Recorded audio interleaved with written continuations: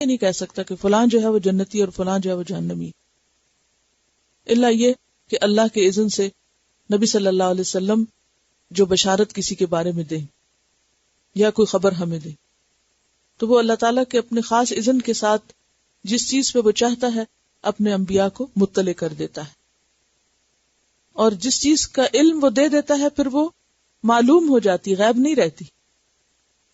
سورۃ النمل میں بھی آتا ہے آیت 65، قُل لَا يَعْلَمُ مَن فِي السَّمَاوَاتِ وَالْأَرْضِ الْغَيْبَ إِلَّا اللَّهُ، کیا معنی ہے؟ کہہ دیجیے آپ، لا يعلم نہیں جانتا، کون؟ من فی السماوات کوئی بھی جو آسمانوں میں رہتا ہے، والارض اور زمین میں، الغیب غیب کو، الغیب کو یعنی اللہ کے خاص علم کو اللہ کے سوا نہ کوئی آسمان کا باشندہ جانتا ہے اور نہ ہی کوئی زمین پہ رہنے والا، الا اللہ سوائے اللہ کے، یعنی وہ خود ہی جانتا ہے۔ وَيَعْلَمُ اور وہ جانتا ہے، ما فی البر جو کچھ خشکی میں ہے، والبحر اور سمندر میں، دونوں قسم کی مخلوق اللہ کے علم میں ہے، اس کے علمی احاطے میں ہے۔ یعنی انسان کا علم اس ارتھ پلانٹ کے بارے میں بہت لمیٹڈ ہے، بہت محدود ہے۔ اس کے خشک حصے پہ کیا کچھ ہے اور اس کے تر حصے میں کیا کچھ ہے، یعنی سمندر میں کیا کچھ ہے، اصل علم اللہ ہی کے پاس ہے۔ انسانوں کو جو کچھ پتا ہے وہ اس کا بہت تھوڑا حصہ ہے۔ وما تسقط من ورقۃ اور نہیں گرتا، سقط یسقط کا معنی ہوتا ہے گرنا، ساقط ہونا، اور نہیں گرتا، من ورقۃ کوئی پتا، ورقہ یہ جو آپ کتاب کا ورق کہتے ہیں یہ بھی اسی سے، کیونکہ پہلے زمانے میں لوگ پتوں وغیرہ پر لکھا کرتے تھے جب کاغذ نہیں ہوتا تھا، تو لیف، اب بھی آپ دیکھیں لیف لیٹ جو آپ بولتے ہیں تو وہ بھی اسی سے۔ من ورقۃ کوئی پتا، الا یعلمها مگر وہ جانتا ہے اس کو۔ اور اب آپ دیکھیں گے منظر پتے گرنے کے، تو ان مناظر میں یہ آیت یاد رکھیے کہ وما تسقط من ورقۃ، کوئی ایک پتا بھی جو گرتا ہے، کوئی بھی ہو، چھوٹا ہو یا بڑا ہو، اور کہیں بھی گرے کسی بھی درخت سے، الا یعلمها مگر وہ اس کو جانتا ہے۔ یہ بات کیوں کہی گئی؟ صرف اس لیے کہ اللہ کا علم ہر چیز پر محیط ہے۔ اس کے علم کی وسعت کا اندازہ کرنے کے لیے اس مثال پر غور کرو۔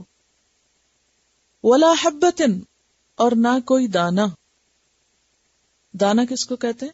یہاں حبہ سے مراد بیج ہے، کوئی بیج، کوئی دانا، فی ظلمات الارض جو زمین کے اندھیروں میں چھپا ہوا ہو۔ اور آپ نے دیکھا ہوگا کہ جب پولینیشن ہوتی ہے، جب ہوائیں چلتی ہیں اور پولن گرینز ادھر سے ادھر جاتے ہیں، تو ہوائیں ان چیزوں کو اٹھائے ہوئے ہوتی ہیں جو انسانوں کو بعض اوقات نظر بھی نہیں آ رہی ہوتی، اور ایک زمین سے اڑ کے زمین کے دوسرے حصے پہ جا پڑتی ہیں اور پھر مٹی میں مل جاتے ہیں، اور مٹی سے پھر وہ دوبارہ بارش ہوتی ہے تو اگ آتی ہیں چیزیں۔ تو یہ سب چیزیں اللہ کے علم میں ہے کہ کون سی ہوائیں کہاں سے کچھ اڑا کے کہاں لے جا رہی ہیں، زمین کے کس حصے پہ گرا رہی ہیں، اور وہ کس مٹی میں کس طرح گم ہو گئی ہیں، اور کس مٹی کی تہہ کے نیچے کیا کیا چھپا ہوا ہے، یہ سب اس کو پتا ہے۔ یہ بات بھی اللہ کے وسیع علم کی دلیل ہے۔ ولا رطب اور نہ کوئی تر چیز، ولا یابس اور نہ کوئی خشک چیز، یعنی کچھ زمین کا کچھ حصہ کیا ہے، رطوبت والا ہے، گیلی مٹی ہے، اور کچھ حصہ بالکل ڈرائی ہے جیسے صحرا وغیرہ۔ صحرائی علاقوں میں آپ زمین کھودیں بھی تو خشک ریت اور مٹی ملے گی، لیکن کچھ علاقے ایسے ہیں کہ تھوڑی سی بھی آپ زمین ڈگ کریں تو کیا ہوتا ہے، تر زمین نکلتی۔ تو یہ سب بھی اس کے علم میں ہے۔ پھر اسی طرح تر سے مراد اگنے والی چیزیں بھی لی گئی ہیں، اور یابس سے مراد نہ اگنے والی چیزیں، یعنی وہ چیزیں جو گرو کرتی ہیں اور وہ چیزیں جو گرو نہیں کرتی، وہ ساری کی ساری الا فی کتاب مبین مگر ایک کھلی کتاب میں ہے۔ اور یہ کھلی کتاب کون سی کتاب ہے؟ لوح محفوظ، یعنی لوح محفوظ میں اللہ کے رجسٹر میں، ریکارڈ میں تمام کی تمام چیزیں لکھی ہوئی ہیں، موجود ہیں، جن کو وہی جانتا ہے۔ اللہ کے علم غیب کے بارے میں سورۃ لقمان کی آیت 34 بھی بہت اچھی طرح وضاحت کرتی ہے، جس میں آتا ہے ان اللہ عندہ علم الساعہ، کہ بے شک اللہ تعالیٰ ہی کے پاس ہے قیامت کا علم، وَيُنَزِّلُ الْغَيْثَ، اور وہ اتارتا ہے بارش، وَيَعْلَمُ مَا فِي الْأَرْحَامِ، اور وہ جانتا ہے رحموں میں کیا ہے، یعنی ماں کے پیٹ میں کیا ہے، اور نہ صرف یہ کہ انسان بلکہ جتنے بھی مادہ ہیں۔ وَمَا تَدْرِي نَفْسٌ، اور انسان نہیں جانتا ماذا تکسب غداً، کہ وہ کل کیا کرے گا۔ آج آپ میں سے کوئی نہیں جانتا کہ اس کا کل کا دن کیسا گزرے گا اور کل کیا ہونے والا ہے۔ اگر ہم کچھ بھی پلاننگ کرتے ہیں تو وہ صرف ہمارا ایک اندازہ ہوتا ہے، لیکن حقیقت میں نہیں پتا ہوتا۔ تو اس لیے انسان کو نہ بہت لمبی امیدیں باندھنی چاہیے اور نہ ہی انسان کو بہت پریشان اور پشیمان ہونا چاہیے۔ وما تدری نفس بأی ارض تموت، اور نہیں جانتا کوئی شخص کہ وہ کس زمین پہ مرے گا، اس کی موت کہاں آئے گی۔ اس سے مراد کون سا ملک بھی ہو سکتا، یعنی اپنے گھر میں مریں گے یا گھر سے باہر مریں گے، کسی اسپتال میں مریں گے، یا راستے میں سڑک پہ ہوں گے، یا سفر میں ہوں گے، یا کہاں ہوں گے کہاں نہیں، کسی کو نہیں پتا۔ وہ تو جب موت آتی تو پھر ہی پتا چلتا ہے کہ اچھا یہ زمین لکھی ہوئی تھی۔ تو اس لیے اس بارے میں بھی انسان کو بہت حسرت یاد سے کام نہیں لینا چاہیے کہ کاش وہ فلاں جگہ نہ جاتا تو وہ نہ مرتا۔ تو جگہوں سے کوئی فرق نہیں پڑتا، وہ تو جس کی جہاں لکھی ہوئی ہے وہ تو وہیں آنی ہے۔ تو اس آیت سے ہمیں کیا پتہ چلتا ہے؟ دو باتیں۔ نمبر ایک، علم کل اللہ ہی کے پاس ہے، اور علم کل سے مراد کیا ہے؟ وہ بھی جو ظاہر ہے اور وہ بھی جو غائب میں۔ وَلَا يُحِيطُونَ بِشَيْءٍ مِّنْ عِلْمِهِ إِلَّا بِمَا شَاءَ، اور اللہ کے علم کا احاطہ نہیں کر سکتا کوئی مگر جتنا وہ خود چاہے۔ اللہ تعالیٰ جتنا جس بندے کو دینا چاہے، تھوڑا یا زیادہ، وہی جانتا ہے اور وہی دیتا ہے۔ اور پھر علم دینے والا بھی اللہ ہی ہے، اسی لیے دعا مانگی جاتی رب زدنی علما، کہ اللہ ہمارے علم میں اضافہ کر دے، ہمیں زیادہ کر دے علم میں، اور ہمارا علم بڑھا، کیونکہ خدا کی خاص نعمت ہے۔ پھر اس کے بعد دوسری اہم بات یہ پتہ چلتی ہے کہ غیب کا علم اللہ کے سوا کسی کو نہیں، حتیٰ کہ پیغمبروں کو بھی نہیں۔ اور غیب کو آپ کو بتایا تھا کہ دو معنی ہوتے ہیں اس کے۔ غیب دو طرح کا ہوتا ہے، ایک ہوتا ہے نسبی اور ایک ہوتا ہے مطلق یا حقیقی۔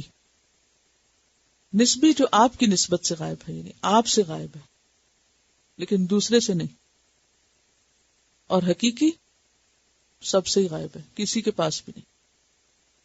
تو اب آپ دیکھیے کہ بعض لوگ یہ سمجھتے ہیں کہ کچھ انسانوں کے پاس غیب کا علم ہوتا ہے، لہذا کبھی وہ ایک در پہ جاتے ہیں، کبھی دوسرے پہ بھٹکتے ہیں، کبھی ایک کاہن کے پاس، کبھی دوسرے نجومی کے پاس، کبھی نیک بزرگوں کے پاس، کبھی کسی کے پاس، کہ آپ تو جانتے ہیں، آپ کو پتا ہوگا یہ ہمارے ساتھ کیا ہو رہا ہے، یہ کیوں ہو رہا ہے، اور یہ کب ہوگا، آخر میرا کام کب تک ہوگا، یہ میری مشکل کب تک آسان ہوگی۔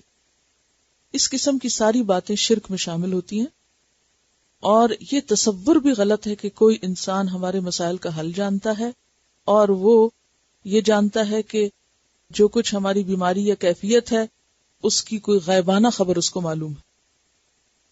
ہاں، آلات کے ذریعے کچھ معلوم کرنا غیب میں نہیں آتا۔ مثلا اگر کوئی حکیم نبض پہ ہاتھ رکھ کے دیکھے اور کہے تمہیں فلاں اور فلاں بیماری ہے، تو یہ غیب سے وہ نہیں بول رہا، وہ تجربے اور مشاہدے اور اپنے علم کی بنیاد پہ بات کر رہا ہے، کیونکہ اسے ایک تجربہ ہو چکا کہ ہاں اگر پلپیٹیشن اس طرح کی ہو تو اس کا مطلب یہ، اور اس طرح ہو تو اس سے مراد یہ بیماری ہے۔ اسی طرح اگر کوئی تھرمامیٹر لگا کے آپ کا بخار چیک کر دے تو وہ غیب نہیں ہے، کیونکہ وہ کسی ٹول کو استعمال کر رہا ہے۔ اسی طرح اگر خلائی سیاروں سے یا مختلف طریقوں سے موسم کا حال معلوم کیا جاتا ہے تو غیب نہیں، وہ تو مشینیں بتا رہی ہیں، کیونکہ وہ ہواؤں کے رخ اور مختلف چیزوں کو اوپر سے دیکھ رہی ہیں، تو وہ بھی غیب نہیں ہوتا۔ اسی طرح اگر الٹرا ساؤنڈ سے ماں کے پیٹ میں دیکھا جا رہا ہے تو وہ مشین دیکھ رہی ہے، آپ تھوڑی دیکھ رہے ہیں، یا غیب کا علم نہیں ہے وہ بھی. اور اس میں بھی مشینیں غلطی کرتی ہیں، تو آپ نے کئی دفعہ دیکھا ہوگا کہ وہ ایکوریٹ نہیں ہوتا رزلٹ، اس میں غلطی کا 100% امکان ہو سکتا ہے. تو ایسے میں اس عقیدے کا درست ہونا بے حد ضروری ہے کہ انسان کسی کے بارے میں بھی، کسی نیک یا بد، اچھے یا برے کے بارے میں یہ توقع نہ رکھے کہ اس کو کسی کے دل کا حال معلوم ہے، یا کسی کی قسمت کا حال معلوم ہے، یا کسی کے اوپر گزرنے والے حالات کی کوئی خبر ہے یا کل کی خبر ہے. نہیں. آپ صلی اللہ علیہ وسلم کے زمانے میں جیسے مختلف قسم کے کاہن ہوتے تھے، کہ جنات ان کے پاس ہوتے، جنات جو ہیں وہ فرشتوں کی باتیں سنتے، اور اس طرح کوئی ایک آدھ سن گن لے کے 700 جھوٹ ملا کے تو لوگوں کو کچھ خبریں دیتے رہتے تھے. اور عموماً انسان کی ویکنس ہے کہ وہ اس قسم کی خبروں اور اس طرح کی گفتگو میں دلچسپی بہت رکھتا ہے، ایسی چیزیں اس کو اٹریکٹ بہت کرتی ہیں، اور یہ بھی ایک شیطانی وسوسہ ہوتا ہے. تو ایسے میں اس بات کا یقین رکھنا کہ غیب صرف اللہ کے پاس ہے، کسی اور کے پاس نہیں، حتیٰ کہ اللہ کے جو چنے ہوئے بندے ہیں، اور چنے ہوئے بندے کون ہیں؟ پیغمبر ہیں یا پھر فرشتے بھی ہیں. نہ فرشتوں کے پاس غیب کا علم ہے، نہ پیغمبروں کے پاس ہے، نہ جنات کے پاس ہے. ٹھیک ہے، یہ تین مخلوقات ایسی ہیں نا کہ جن کو ہم سمجھتے ہیں کہ شاید ان کے پاس کچھ غیب کا علم، اور بعض لوگ پیغمبروں کے بعد اولیاء اللہ یا کچھ اور بزرگوں کے بارے میں بھی یہ سمجھتے ہیں کہ وہ دلوں کے حال جانتے ہیں. تو ایسی سب باتوں سے پرہیز کرنا چاہیے، کیونکہ اس سے ایمان خراب ہوتا ہے. جہاں تک فرشتوں کی بات ہے تو آپ کو معلوم ہے کہ پہلا مکالمہ جو آدم علیہ السلام کی پیدائش کے موقع پر فرشتوں اور اللہ تعالیٰ کے درمیان ہوا تھا، اور جب اللہ تعالیٰ نے فرشتوں سے کہا انبئونی باسماء ہؤلاء، تو انہوں نے کیا کہا تھا؟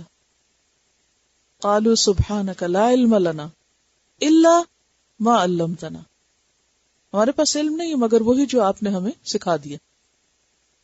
جہاں تک جنوں کا تعلق ہے تو جنوں کے بارے میں، جنوں کا ایک گروہ جب اس نے نبی صلی اللہ علیہ وسلم کا قرآن سنا تو وہ بہت حیران ہوئے، اور جب آسمان پر سخت پہرے لگے تو اس وقت بھی وہ کیا کہنے لگے؟ اشر ارید بمن فی الارض، کہ ہمیں نہیں پتا کہ زمین والوں کے ساتھ کسی شر کا ارادہ کیا گیا ہے، ام اراد بہم ربہم رشدا، کہ ان کے ساتھ کسی بھلائی کا ارادہ ہوا ہے، کسی ہدایت دینے کا اللہ نے کوئی بندوبست کیا، ہم نہیں جانتے. ان کو بھی پورا علم نہیں ہوتا. سورۃ الجن کی آیت نمبر 26 میں آتا ہے عالم الغیب فلا یظہر علی غیبہ احدا، وہ غیب کا جاننے والا ہے، اپنے غیب پر کسی کو مطلع نہیں کرتا، الا من ارتضی من رسول، مگر رسولوں میں سے جس کو چن لے، اور رسولوں کو جو کچھ دیتا ہے وہ بھی محدود ہوتا ہے. اب جنوں کے علم کے بارے میں سنیے کہ وہ کتنا جانتے ہیں. سورۃ الجن کی آیت نمبر 5 میں آتا ہے وَأَنَّا ظَنَنَّا أَن لَّن تَقُولَ الْإِنسُ وَالْجِنُّ عَلَى اللَّهِ كَذِبًا، کہ ہمارا گمان یہ تھا کہ انسان اور جن اللہ کے بارے میں جھوٹ بول ہی نہیں سکتے، یعنی کہ محدود علم کی طرف اشارہ ہے. پھر اسی طرح وہ کہتے ہیں کہ وَأَنَّا لَمَسْنَا السَّمَاءَ فَوَجَدْنَاهَا مُلِئَتْ حَرَسًا شَدِيدًا وَشُهُبًا، کہ ہم نے آسمان کو چھو کر دیکھا تو وہاں پر تو شدید پہرا تھا اور شہاب ثاقب گر رہے تھے. وَأَنَّا كُنَّا نَقْعُدُ مِنْهَا مَقَاعِدَ لِلسَّمْعِ، اس سے پہلے ہم وہاں پر کہیں نہ کہیں سنگن لینے کے لیے جگہ پا لیتے تھے بیٹھنے کی. فَمَن يَسْتَمِعِ الْآنَ، اب جو جا کے کچھ سنتا ہے، يَجِدْ لَهُ شِهَابًا رَصَدًا، تو شہاب اس کے پیچھے تاک میں لگا ہوتا ہے. وَأَنَّا لَا نَدْرِي أَشَرٌ أُرِيدَ بِمَنْ فِي الْأَرْضِ أَمْ أَرَادَ بِهِمْ رَبُّهُمْ رَشَدًا، ہمیں کچھ معلوم نہیں کہ زمین والوں کے ساتھ کسی شر کا ارادہ کیا گیا ہے یا ان کا رب ان کی کوئی بھلائی چاہتا ہے. یہ کون کہہ رہا ہے؟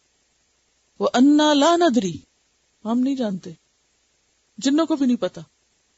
فرشتوں نے تو کہا لا علم لنا، ہمیں نہیں پتا. پیغمبروں کو جب وہ چنتا ہے غیب کا کچھ علم دینے کے لیے تو وہ بھی بہت محدود ہوتا ہے، جتنا وہ چاہتا ہے اتنے پہ اطلاع کر دیتا ہے، پھر وہ معلوم ہو جاتا ہے. لیکن کوئی شخص اگر یہ سمجھے کہ پیغمبروں کو غیب مطلق یا غیب حقیقی کا پتہ ہے تو یہ بات درست نہ ہوگی، کیوں؟ مثال کے طور پر آپ دیکھیے نوح علیہ السلام کو اللہ سبحانہ وتعالی جب وہ دعا مانگتے ہیں تو سورۃ ہود کی آیت 46 میں کیا فرماتے ہیں؟ لا تسألنی ما لیس لک بہ علم، کہ نوح ایسی بات کا سوال نہ کرو جس کا تمہارے پاس علم نہیں. تو اس سے کیا ثابت ہوتا ہے کہ مخصوص اور محدود علم پیغمبروں کو بھی دیا گیا. پھر اسی طرح اس کے بعد ہم دیکھتے ہیں حضرت ابراہیم علیہ السلام، جب ان کے پاس فرشتے آئے تھے خوشخبری لے کر، تو انہیں کیا پتا چلا تھا کہ یہ انسان ہے، یہ فرشتے؟ کھانا لا کے رکھ دیا ان کے لیے، پکانے لگ گئے، کھانا لا کے رکھ دیا، جو اس بات کی کھلی دلیل ہے کہ انہیں غیب کا علم نہیں تھا. وہ تو یہ بھی نہیں پہچان سکے کہ یہ انسان ہے، یہ فرشتے ہیں. جب فرشتوں نے کھانا نہیں کھایا تو پھر انہیں پتا چلا کہ اچھا، اس سے پہلے انہیں خبر نہیں ہوئی. پھر اس کے بعد وہاں سے جب وہ لوط علیہ السلام کے پاس وہی فرشتے گئے تو وہ بھی نہیں پہچانے.